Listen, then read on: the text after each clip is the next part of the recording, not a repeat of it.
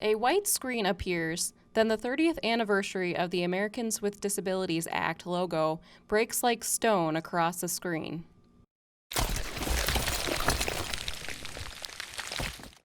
Video of the signing of the Americans with Disabilities Act in July of 1990 at the White House. This week, we celebrate the 30th anniversary of the Americans with Disabilities Act being signed into law. Erica Molina is an attorney and the director of the Client Assistance Program and Protection and Advocacy for Beneficiaries of Social Security Programs at Disability Rights New York. While much progress has been made thanks to the ADA, Molina believes more progress can and needs to be made in the future. Once you've faced barriers, what have you, I think that people are ready to use whatever tools they have available to them to make change and to make positive change. So as a person with a disability and as a person who serves people with disabilities, I really do think that the voice is going to get louder. I think that I see people with disabilities, our visibility growing in society, not being an afterthought as much as we may have been in the past. I hope that going forward, people truly understand, especially as the population in this country begins aging and continues to age and grow older, living fulfilling lives while doing so, that people start understanding that it is important to have a functioning elevator. It is important to have things available in large print and for there to be a ramp that is accessible to people.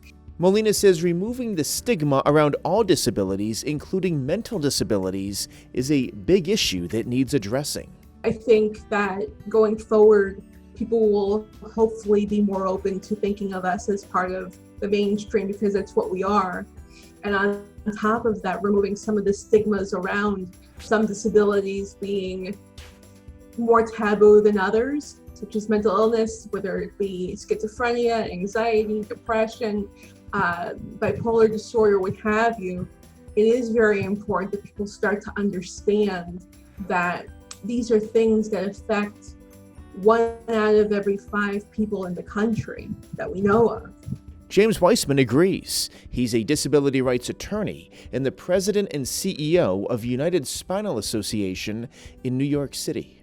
Here we are 30 years later, and I would say mental disabilities still have stigma associated with them that prevent, based completely on bias, not on fact, that prevent assimilation and employment and acceptance. There's just a lot of misinformation. I think it's a two-way street. I believe that people with mental illness should feel more comfortable, and they should be made to feel more comfortable about sharing, about making people understand that this is real and this is how it affects me. This is how it affects me.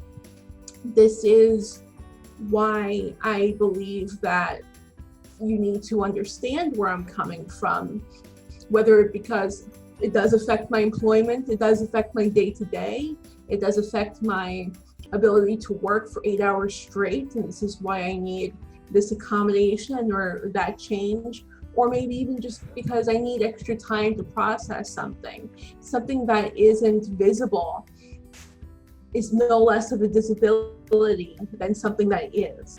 And part of the stigma comes around the unknown. Know your rights and responsibilities under the ADA. Connect with the Northeast ADA Center at northeastada.org.